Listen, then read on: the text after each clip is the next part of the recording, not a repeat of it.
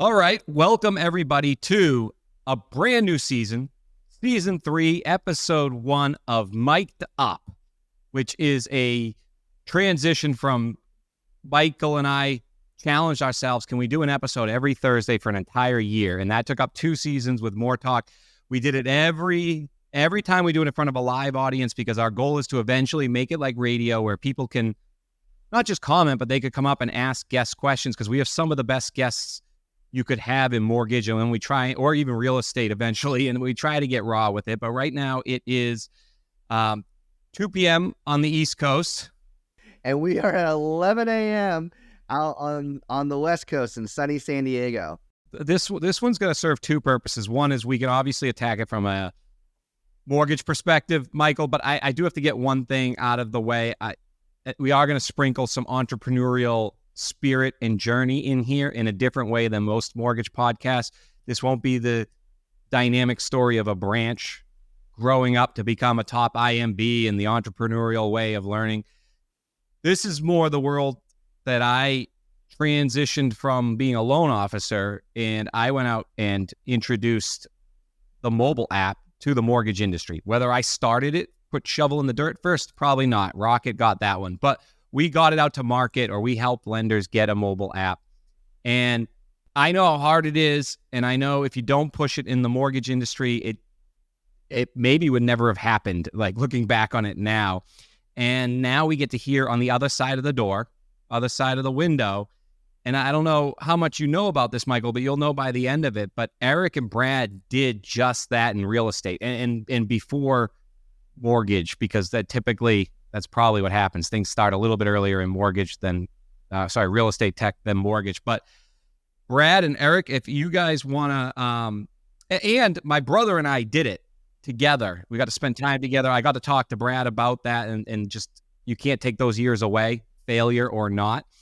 And I think first, why don't you both introduce yourselves to our audience here live, as well as if you're listening on YouTube or Spotify or Apple Podcasts. We appreciate you listening. You're going to really enjoy this hour here. Yeah, thanks, Michael. Brad Blumberg. I'm the founder of AsterKey. And I'm Eric Blumberg. I'm the younger brother, better looking founder of AsterKey. When you went into the real estate market, and you're doing the same in mortgage, so how does the dynamic work between you as far as finding out if there is a pain that you have that you can solve before Eric starts working on it? Or there are a lot of people that do it the other way. They start working on it, then they go and try and find a pain. Well, that's harder the second way. So I think it's always, and I think most entrepreneurs are like this. You see a problem, something in an industry you know something about, maybe you come from that industry and have some background, and you try to fix it, or you try to do something that can't be done. And that's what we did in real estate. So our mom was a real estate broker. So we had grown up watching her run a real estate office, and she was one of those top brokers that, owned her town, sold every house 3 times, knew, more than the MLS. You could just drive through town saying, that house is this, I sold it for this, it's owned by this. So she was one of those top brokers. And so we knew a lot about that. And Eric and I, our dad was an architect, so he was in a related field. And Eric and I both went in similar fields coming out of school. Eric was start as an architect, not a software architect, but did buildings. And I was doing development. So naturally, when we started getting into tech, and it was like the height of the internet. It was, we were teens and in our 20s at the birth of the internet. So we're talking like 1999. And so what I wanted to be able to do as a developer, I wanted to be able to move around the world, use this new thing, these new phones that were coming out, hit a button, and get information about everything around me. Because as a developer, what I was doing, like everybody else, you'd have to go to the courthouse. Who owns this farm? You'd have to track it down. There was no easy way to do that. So with the internet, you could connect a database, and now phones that were getting GPS in it. And we kind of were the first to put that together. So when the chips were going in the cell phones, Qualcomm and these big chip companies would use our beta, they called it Smarter Agent, to go pitch Verizon and say, hey, if you put our chips and GPS in your phones, you'll be able to do things like driving directions, real estate search. And that's how it kind of started. That sound about right, Eric? Yeah, and what was interesting is we were the only app even then that used dynamic maps going to the phone, streaming data, and location. So all they really had was driving directions. So we showed, hey, how do you secure information coming down for a real estate search? How do you stream all this data to these phones that don't have a lot of storage? And, and dynamic maps. So all this came together. It was early, but even with human architecture, just like Brad said, I focused on 3D animation and design. So I was building city blocks, and trying to get the information on the blocks and everything else was impossible. So when Eric says it was early, I think us and our initial investors would say it was way too early. It was like almost saying, oh yeah, we're going to put a hotel on the moon, and you start working on it today. And, it's really 20 years away before it becomes even a possibility to do it. So I think, it was early. And with this new company that we're here to talk about, we're hoping we're not that early. Context, when you say early, what year was that approximately? We started, it wasn't the company, but we started doing things with mobile location-based services, I think in the early 2000s. It was pre-iPhone. So it didn't take off until the iPhone, right? Because then people kind of said, oh, apps. So we were the company that became Smarter Agent, that iteration of it, I think we raised like $20 million in 2008. And that was right at the iPhone. But we had been pitching this to the big real estate franchisers like Century 21, Berkshire Hathaway. We were pitching, it was just a little pre-iPhone, and we were getting them, Michael, I guess, did this in mortgage. We were getting them to buy into something that they hadn't really seen yet. Like, it wasn't like, oh, everybody can take their iPhone and go around and it has GPS in it. We were like, this is coming. You need to be ready. Let us get you ready to do this. So it was early. And just to put it into context, most people don't even know what this is, but Palm 7 was the first mobile device that had an antenna with a GPS clip on the back. That was our first prototype proving we could download dynamic maps and show real estate for sale and sold on a device. Then it was the razors and all the other stuff. And as Brad said, it really took off for us with iPhone and smartphones when the carriers couldn't block what you wanted to do anymore. So that's the big moment. And I'm very immersed in the mortgage space from a selling to enterprises. I can't really pick out too many experiences where people have told me, like what you guys just described and what I went through in 2013, where I had go-to meetings and selling an idea.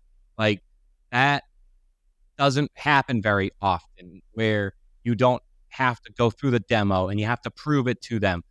And it sounds like you guys had it there. And you were even, if I remember correctly, the App Store for Apple came out in 2011 and the iPhone came out in 2007. So in that in-between time, was there still ways to get apps like yours on the phone? It just wasn't as commercialized like Angry Birds, or are my dates off, or am I thinking of it too much app-like and you're more like a utility already on the phone? To the Razor flip phone and all those generations, they all had apps on it. No one really used them. We had apps across all, we were the first location-based app across every major carrier. Because at the time, you had a navigation app and it was proprietary to that carrier. They didn't share. But because of our reach, they all let us in. But no one used them. So the problem was, it was hard to get in. It was a huge barrier to entry that we went through. And no one used it until you had real app stores and you had things that people saw and it was easy to see. It was so hard to find the app and download it. That was really the issue until Apple changed everything. I want to make one quick comment, and then I'm going to pass it over to my great co-host, because you guys are a client of Adopt the Brand. I've been making introductions. That's what a client means. So I just really passionately believe in the app and what you're doing. So I'll let Mike sort of ask as a loan, like from a loan officer's hat and maybe secondary hat, what he thinks of it. But what I want to point out here is 12 minutes in, the type of person that's still listening to this, that finds passion in tech, that understands anything that we said, whether it was mobile or tracking or the word what an acronym GPS stands for. When I go out and I make the introduction, I'm not overselling AsterKey. All I am saying is what stood out to me, the reason I reached out to you is I just think your app is absolutely beautiful, elegant, delightful, and easy to use, and therefore will win and should win. But once I got to know you, my co-host always says the riches are in the niches. And I think the type of people that are listening to this, and there's a big, big group of them out there, or as you said, into Bitcoin, and not because they're going to buy the house with Bitcoin, but they fundamentally believe in your mindset. Us as an industry needs to get better at riches in the niches. And I think people are underestimating just having the ability to advertise what you do as what they do will produce more than enough to ROI. And our industry needs to get back to the basics. What vendors are ROIing before we start going back to the moon again? And I think yours will ROI, whether it's from the leads that you're able to go in that we're talking about could get you an extra 3 deals a month, or just the ripple effect of the PR that you guys are leaning into actually caring about the consumer and their data and their identity. So with that said, thank you for those that stuck around and listened. I think you're really going to enjoy how to make some extra money and some extra business here. Mike, I'll let you do a little bit of deep dive and detective work and help the average loan officer figure out what is AsterKey and how they can make money with it. Well, let's start with a master of the obvious question first, is that, so how does the originator benefit from using AsterKey at the moment? I mean, I can see how it's going to be helping the consumer. And so how does, as far as, we talk about, there's been data breaches, and, and you were talking about earlier how you were working with Qualcomm, or getting Qualcomm with Verizon to work with various sorts of ways of collecting data and information. So, and that's great for the consumer, but how does the originator or the ground floor on Main Street use AsterKey, the product with AsterKey, so that they can produce a better experience for the buyer or the homeowner? Right. So we're creating an entirely new channel for consumers to enter the loan process. So we call it Start Your Loan Anonymously. And the way to think about it is, if you go to Amazon's or any retailer site now, there's a new channel there. It's been there for a couple of years, called Buy Now, Pay Later. Right? It's just, you don't go through the normal channel like, hey, I want to do it this way, I want to make payments. That channel is becoming 20, 30% of retail. It's so big, you can't even believe it. So we think that when you go to a lender's website, or the lender, you're kind of early. You're not just coming in from a realtor, you got to close in 90 days, but you're starting your journey. Maybe you haven't talked to a lender yet, maybe you have, but every application now in the mortgage industry, it looks exactly the same to me. I don't care what company it is.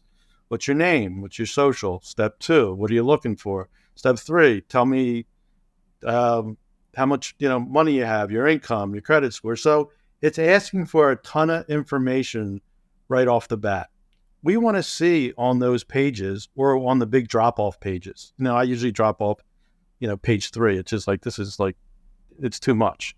So we want to see an alternate channel that says Start Your Loan Anonymously. So we believe that 20, 30%, just like Buy Now, Pay Later, will take this alternate channel where they can get lender ready, right? Assets, debts, income, documents on their own, nobody prying, and all the data security, which we really didn't talk about, but it all comes from, we want to protect this data. We started AsterKey just like I wanted to go with Smarter Agent and just be able to be on a farm field and be, who owns it? Is it for sale? I wanted AsterKey for you to have all your information. You get it ready on your own. And then when you're ready, you can go anonymously and talk to an agent, like through the app. It's two-way anonymous. And when you're ready, you can go into the process. You can permission your data to that lender. So originators or companies can come in. You can be in this AsterKey app that sits in the store, and consumers can pick you one-to-one to start your loan anonymously. Or as I said the other way, the loan officer or the company can put it into their normal flow and can generate their own leads. They can give their app out to realtors or consumers, so you can come in, and then it's one-to-one with the lender, if that makes sense. So I'm going to be asking you from the point of view from the originator who has to talk to his branch manager, who the branch manager may have to talk to a divisional or an owner. Is that okay? Sure. To start the conversation, the first thing I'm concerned about is, number one, you hold the information or the data for the prospect. And my fear is that, number one, do you hold the consumer credit data and the financial data? And how much is that going to cost? And does the consumer and if the consumer can do this, I mean, one of the main concerns that that's been brought up recently is the cost of credit reports. And so, again, from the originator standpoint, how much is this costing me? Is the data being protected, or is it being sold? And even if I have exclusivity, you still have collected data. Actually, I'm not sure. So let me help. Collected data. So many layers of the onion there. Yes. So, okay. First of all, we have a bunch of patents in the way that we handle security and data, because the number one thing we do is we empower the consumer to compile their data. AsterKey, our servers, we don't hold anything. You could come hack into AsterKey, and guess what? There's nothing there except a phone number, which we use to verify it's your phone. But everything, our magic, is that the consumer is creating their profile on their phone, not in some AsterKey server or some big server. So we're letting you, Michael, have everything, get you lender ready, so you can give it to a lender when you want to. So that's kind of step one. Which is also one of the big security differences. It's a very small footprint. When the lenders collect it and they have hundreds of thousands or millions of personal PII, personal information and financial information on a server, that's a honeypot to someone wants to get in. If it's on your phone, more secure based on what we do, you have to get into someone's phone, do all this stuff, which is very, very hard with everything we're doing and with it as well. But is the juice worth the squeeze when it's one person's information? Maybe if it's Elon Musk or someone, but for most people, it's so much effort to get one person's data off that phone. That's one of the added layers of security. So it's like if I had something in my front yard and I brought it into the store, I'm actually keeping it in my own front yard. Like the store doesn't have possession of it. So that's interesting. I didn't realize that you could keep your own personal data on your phone without sharing it, especially on an app. When they ask the question, do you want to share your data with the sources? So to keep it, that's actually pretty powerful. Yeah. So if you look at our data policy, you look at any of these companies and you look at their data policies, everyone says we share with third parties that we work with. Every single one. Ours doesn't. So with us, how did we come up with this? Brad was frustrated with it. We have some loans and I have to give my taxes. I email it to some secure server. They say, oh, it went to Canada, they lost it. I have to do it again. Or our personal financial statement, they lose them. So now we're saying, hey, put it all on the phone, make it secure, you control it, and you control how it goes out. And there's no advertising. When I was trying to refinance, to get this 2.5% rate, I went to 3 different sites and we were starting this. And every site, it's secure. Give me your taxes, give everything. Well, it's a year and a half later, I'm still getting advertising from it because of that checkbox. For 90 days, they can advertise your partners. Well, it's not just 90 days. That data goes in to an LOS and it goes to 7 other companies to review it. and everyone's selling your data. It's like, hack me. So we do a lot of magic too. So a lot of what we do to make this is the most secure finance app ever invented. I mean, there's nothing as secure as the way we do it on your phone. And let me tell you some of the things that we do. So you can create a financial statement and you can verify the data, some of the data, and you can self-verify, because we wanted you to be able to do a real financial statement and maybe verifying your boat value. That's hard to get. So you'd have to say my boat's worth $50,000. But when we take the data, let's say you're verifying your assets, your bank accounts, we connect you to like Plaid. So when we bring the data down from a verified source, whether it's Plaid, Truve, Argyle for income, we strip out on the way down your personal information, your name, your social, your email, whatever's in there, from your financial data. And we store it separately on your phone.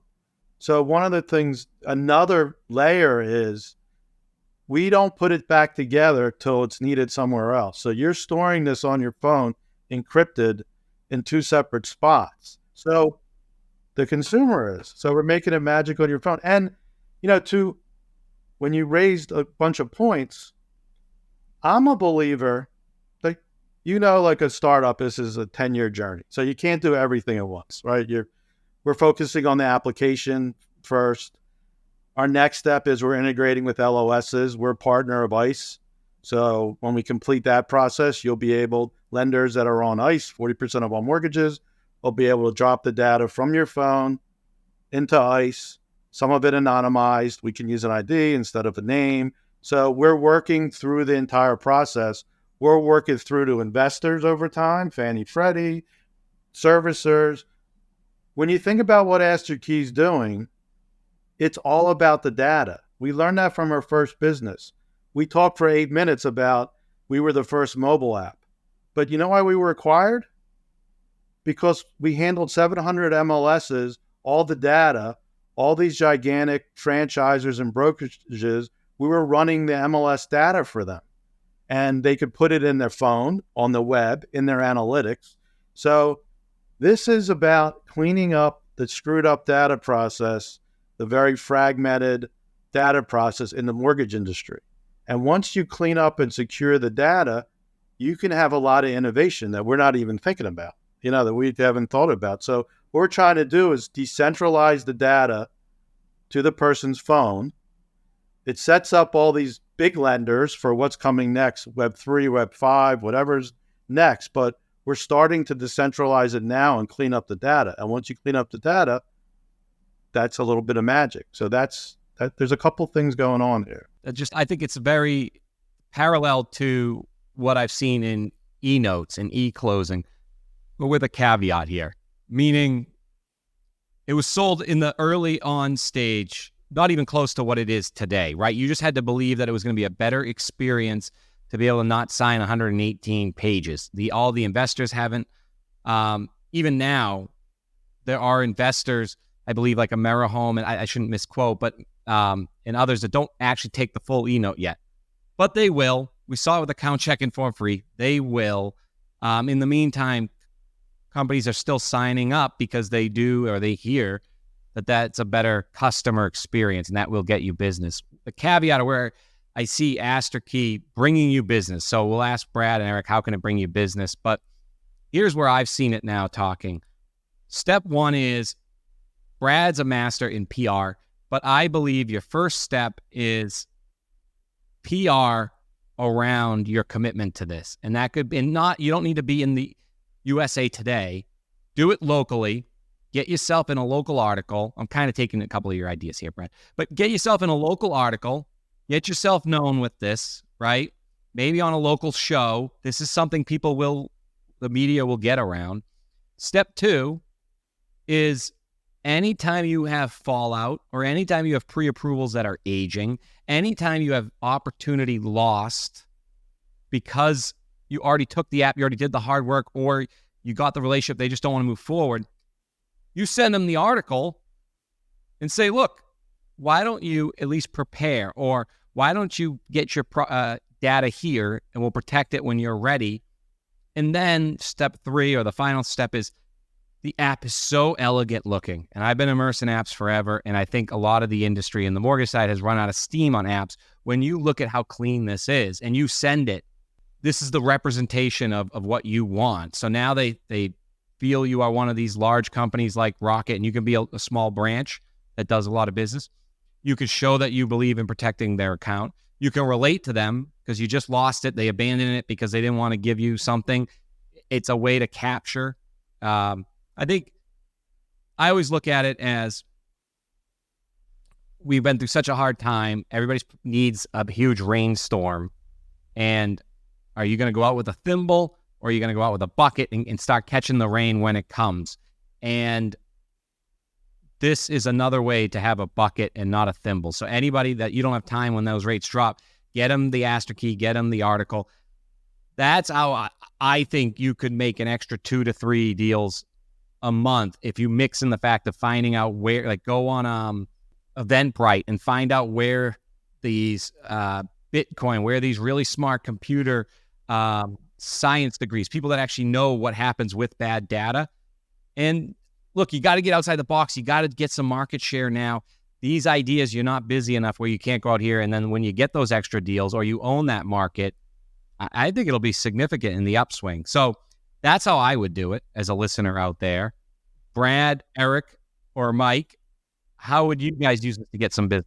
Do you have affiliations that, I mean, outside of the general internet space of things, Google or however people might look, but I mean, is there affiliations with a Zillow, Redfin, or other sites that will, or even Realtor.com, other sites that will capture buyer information so that an originator can has a desire to use AsterKey as a lead generation platform for themselves? So we haven't done any partnerships with companies like that or other financial apps, or we could be the That's mortgage. actually partially good news. Yeah, we could be the mortgage engine for stuff that they're trying to do, and they could put their data or customers, same thing, an anonymous process, get a mortgage. So we'll start doing that. We're now at the, this is from Eric, walk, run, or what is it, Eric? Crawl, walk, run. Yeah. So we're at the crawl stage. We're putting it together.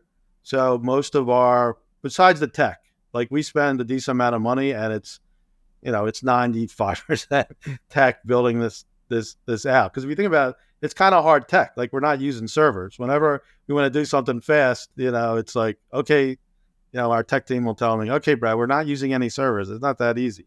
So, we're trying to get data. But so what we're working on now is building out a national network of top innovative lenders. So you guys Michael's helping us with that. And we're really just doing one-on-ones to get lenders in, make sure we're covered in Florida, Texas, Arkansas, wherever we are. And that's going great. So we're putting this lender network. And to Michael's point, in our beta, which will come out this summer, where you'll be able to apply. So you can download AsterKey now. So we have about 10,000 beta users that have downloaded AsterKey solely to do a secure financial statement or to generate their own proof of funds letter if they want to get into property, because we have asset verification, obviously. So there's some things, but they're not coming to apply for a mortgage yet. They're coming, we say you can get lender ready, but we haven't attached the whole flywheel of, you want to look in New Jersey, here's a lender or two that can start your loan anonymously for you that you can communicate with. So that launch will happen. And to Michael's point, those lenders, you're absolutely right. If you're sitting in Austin, Texas, and you're our launch partner, the Austin Statesman, the TV channel, you're the lender that can talk about, you can start your loan anonymously with me. I can answer questions anonymously.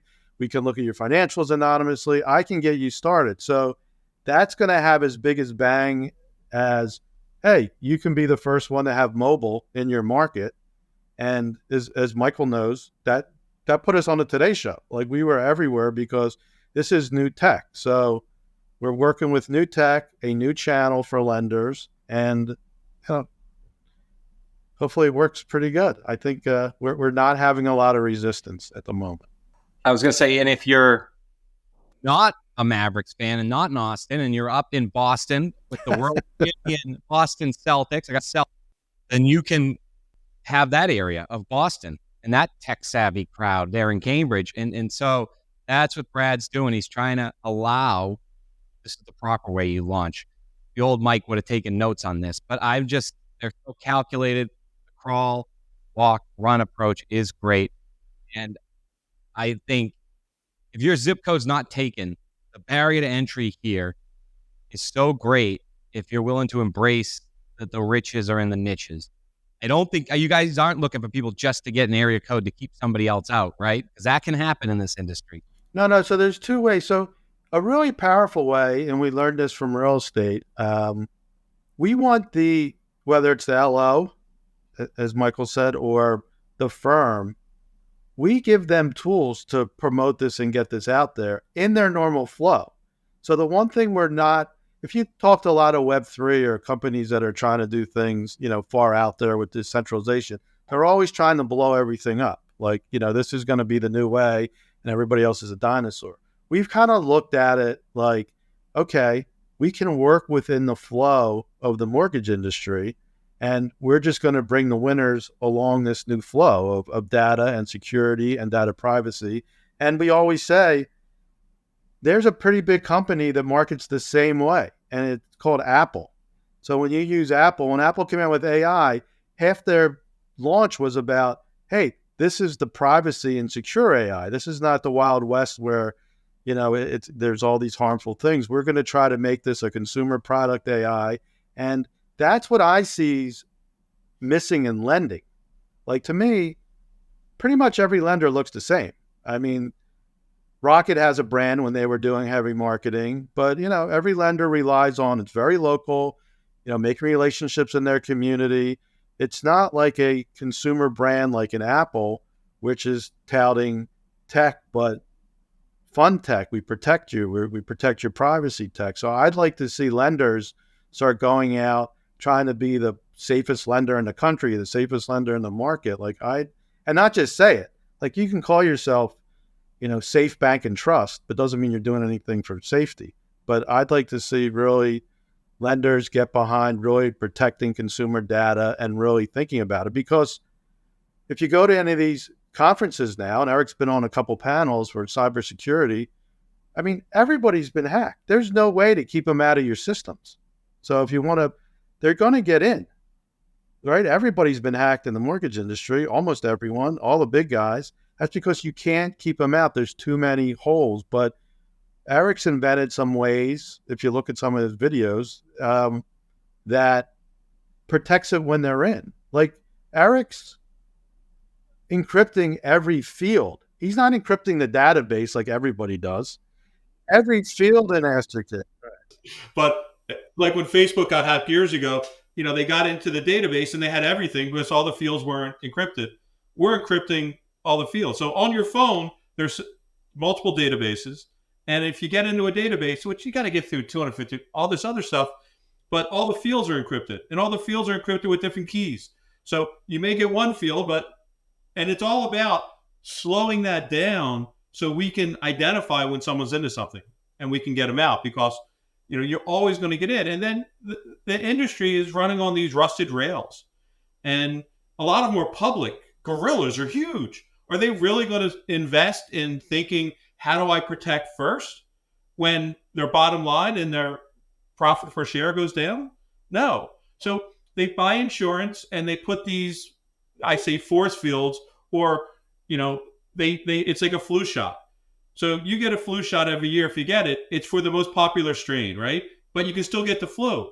So they're putting, it's like they're giving their infrastructure a flu shot, but someone's still going to get in.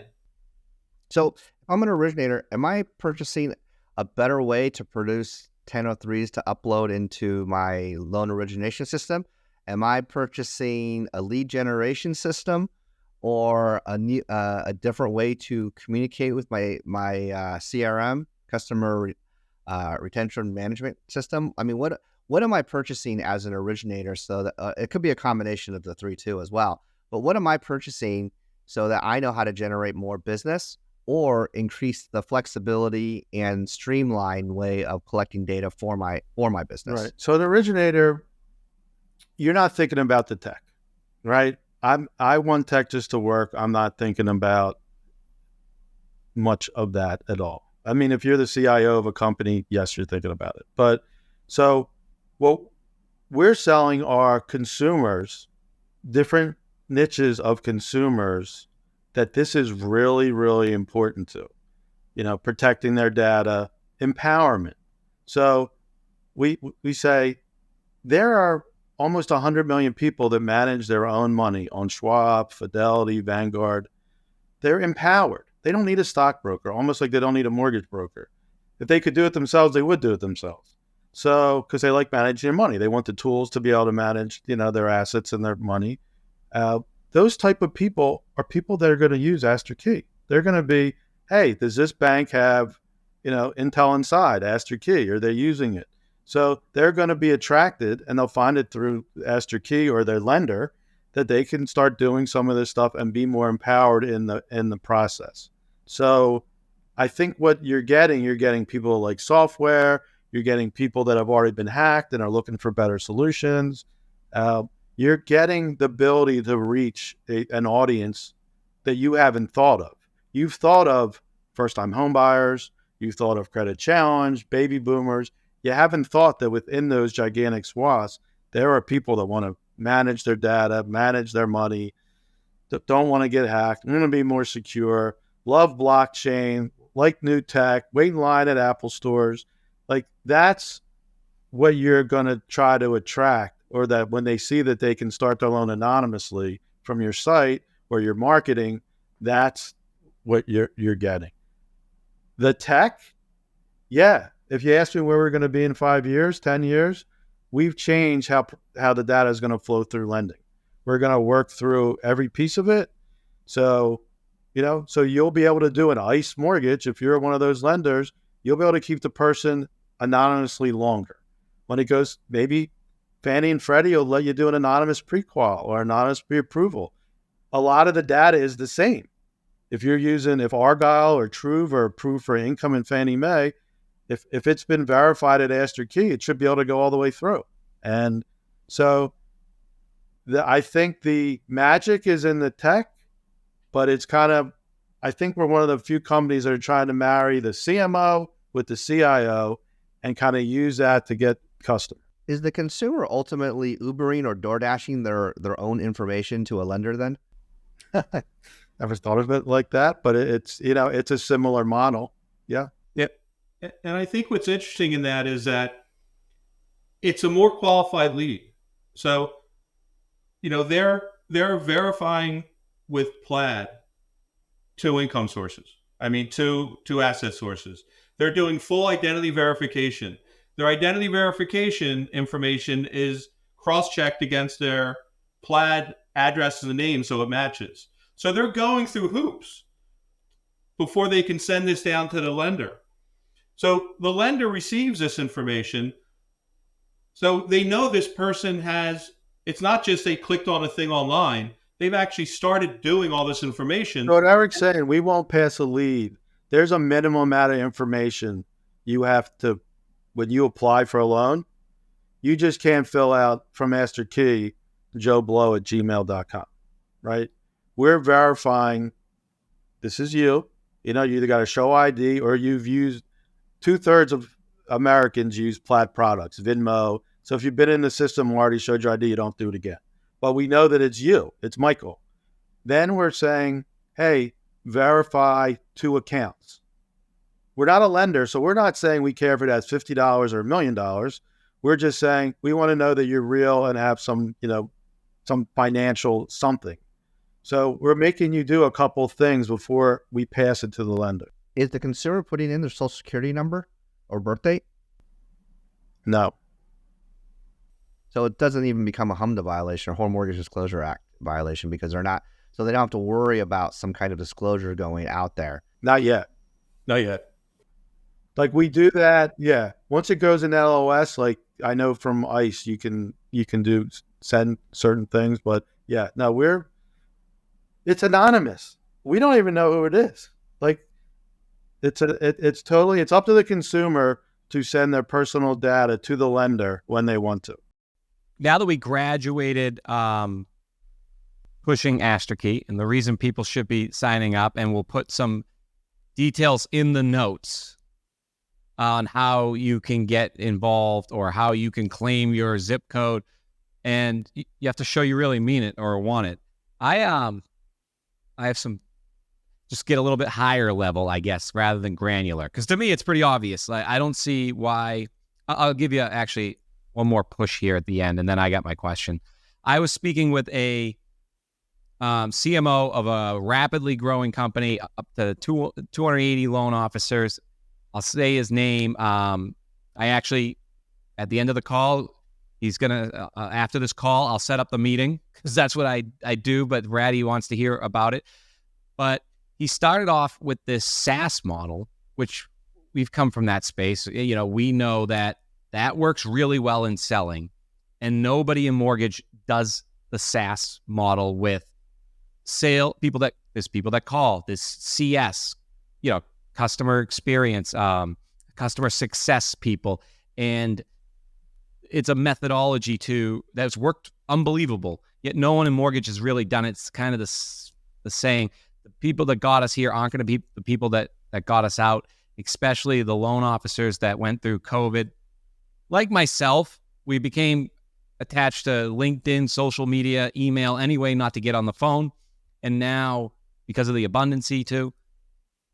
And what he found was that it worked really well, where you really have a call person, a person that handles the account, like a sales engineer, right? And then you actually just empower your loan officer to go out and just originate and do origination activities. But the cyclical part of it, the environment now, it's such a high and a low that they found a lot of people burn out. So the metrics work, but the actual loan officer gets a high for 12 months. And even though they're making money in this market, they're not making enough. They're not seeing the market share picture, and they burn out. And what they're finding is, because they're rebuilding their CRM, what really works, by the way, there's going to be a pitch for you guys here. What they found really, but I just found this eye-opening. So what they found works the best, and this is what they're building their CRM for. And I don't want to give away too much of their plan, but they found that loan officers that are super successful are in a niche. They become very knowledgeable about it, to the point where they end up almost in this click type environment where they become comfortable, and that's all they do. And so VA, for example, they become really good at VA, and then guess what ends up happening? They go to the VA charity events. They end up down at somebody's birthday at the VFW. Then they get invited to the other VFW in the other town, and then they play softball on that person's team, and they create a community that's big enough that they become one of the top producers in the company. And this could be in the people that work with doctors, and there's no rhyme or reason how they find it.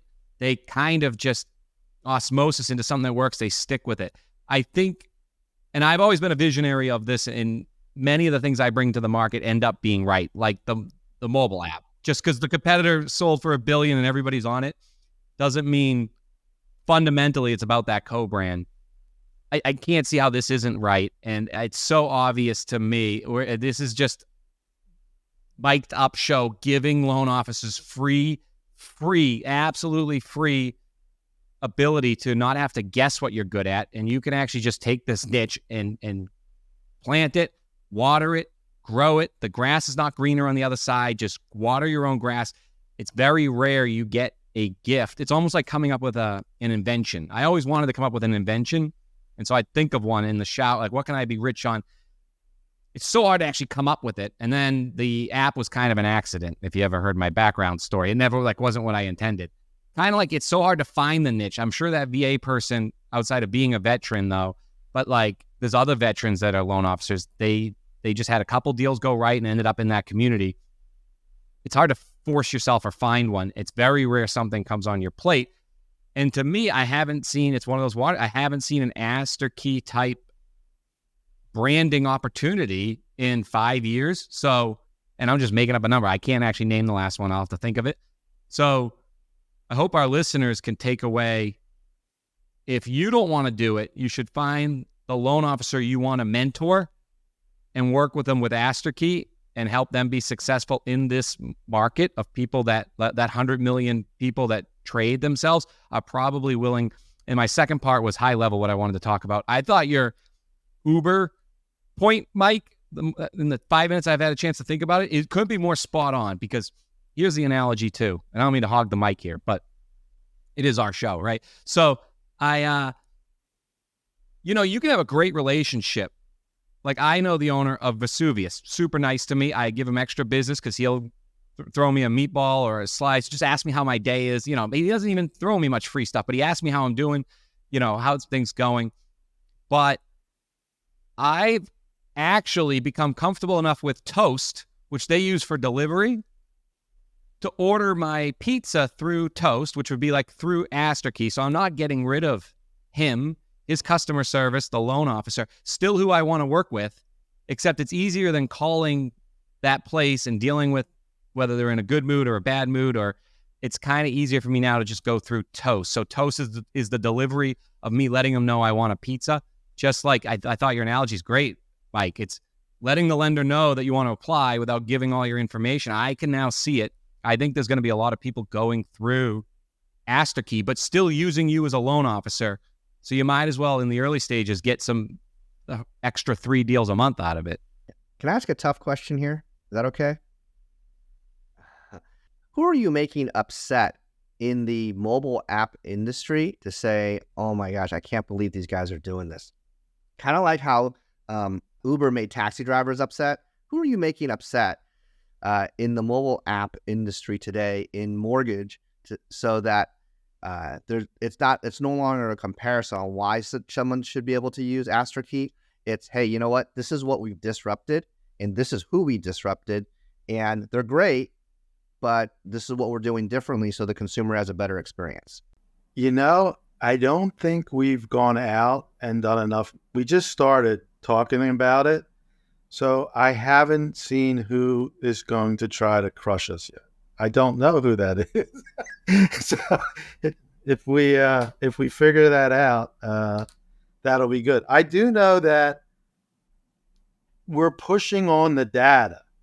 So I do know that we will, when we get to that point, we will try to push Fannie and Freddie because from what we see, a lot of the data rules and how you have to assemble data, do try reports, buy reports, or how you have to assemble it, it's by the investors, and the Fannie and Freddie and the GSEs are doing 40-50% of the securitization.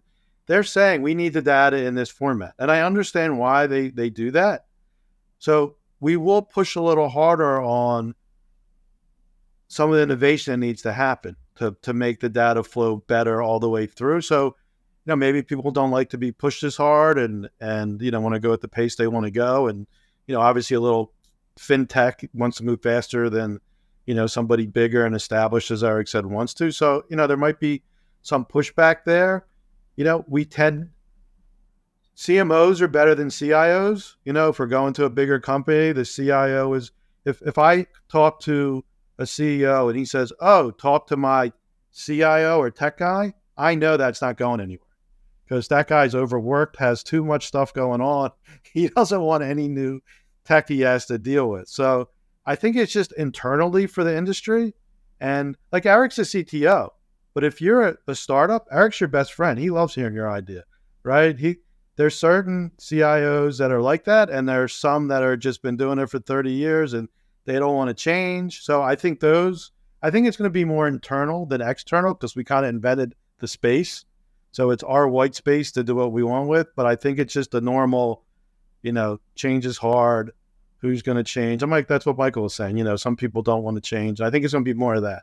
I love it because it seems to me like I said, the consumer, they're their own DoorDash driver, their own Uber driver. But the difference is for originators that are out there is that they may own the data, which they get to Uber or DoorDash to get that out to the originator, but the originator owns the car. And I think that that's the difference, in that is that if you look at it from originally going, well, why do I want to do this?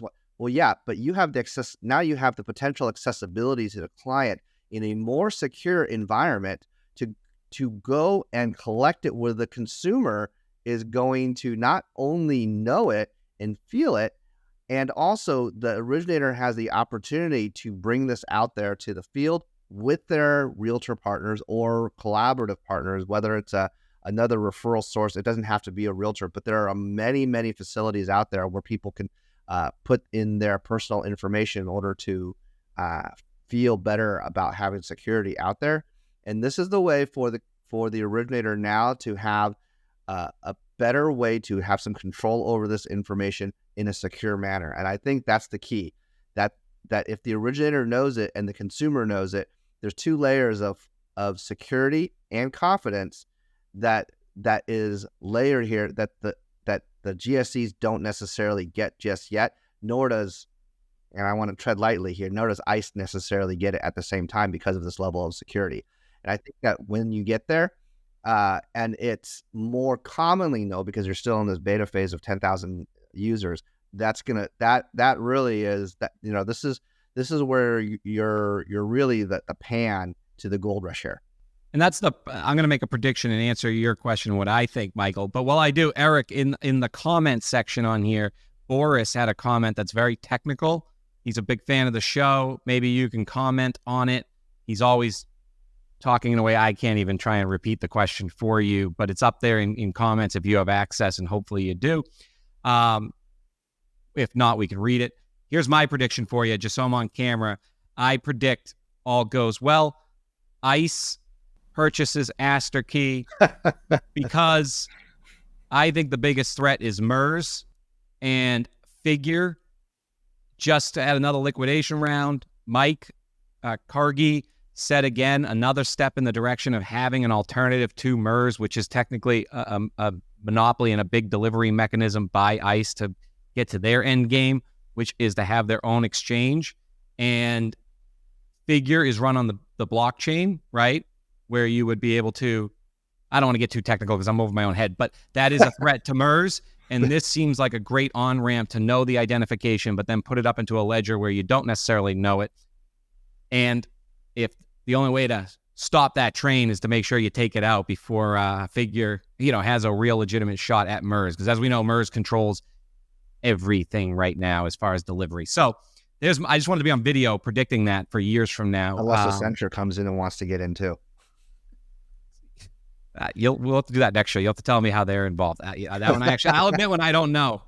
Eric, did you have a chance to read Boris's comments about algorithms? Yeah, so he's saying there's algorithms to deflect any intrusion and vulnerabilities, and penetration tests can be used to practically detect holes. So yeah, absolutely. All that's there and all that should be used.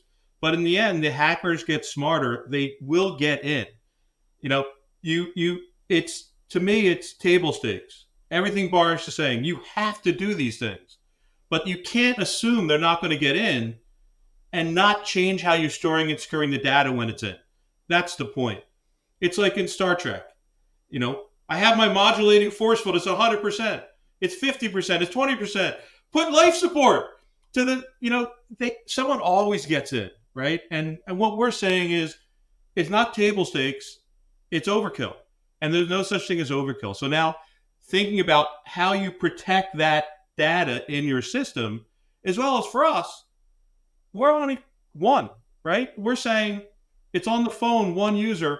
In our servers, we have nothing. And even what's there is encrypted. So our database is encrypted, and that phone number that you give out, that's encrypted as well, right? So it's changing the thought process is what we're saying.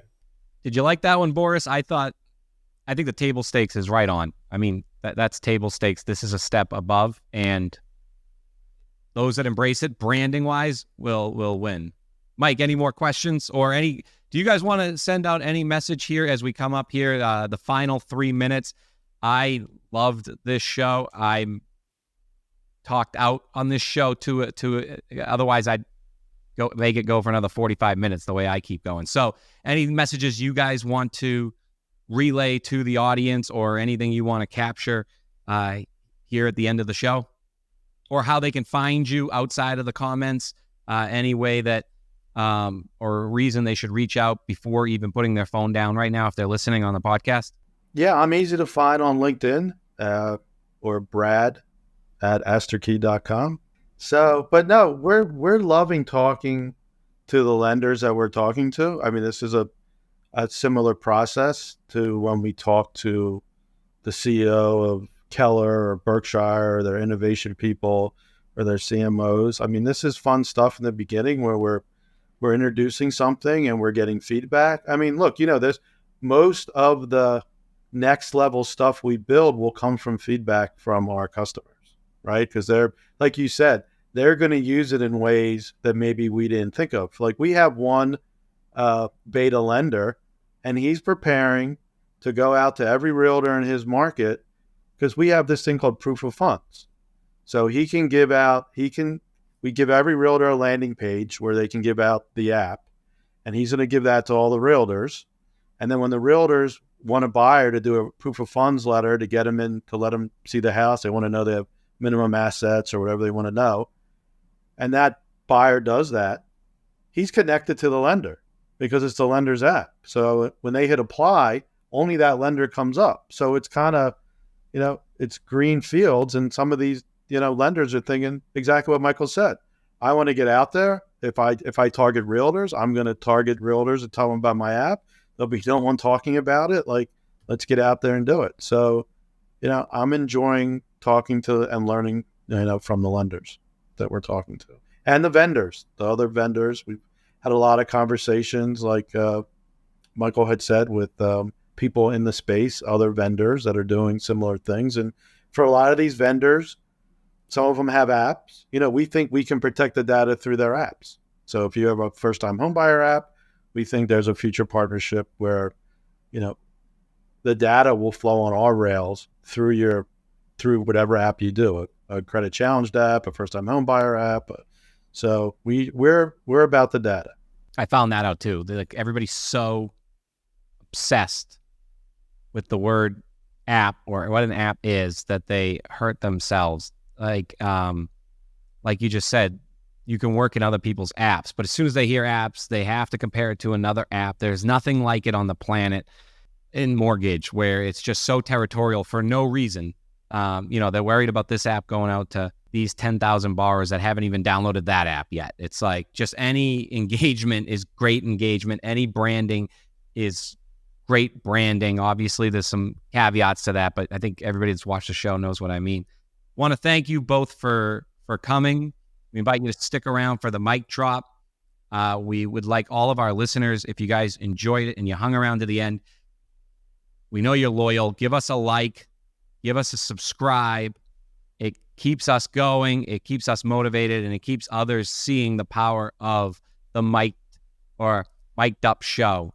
And we have a new website if you want to be a guest, and we'll have that link down in the comments as well.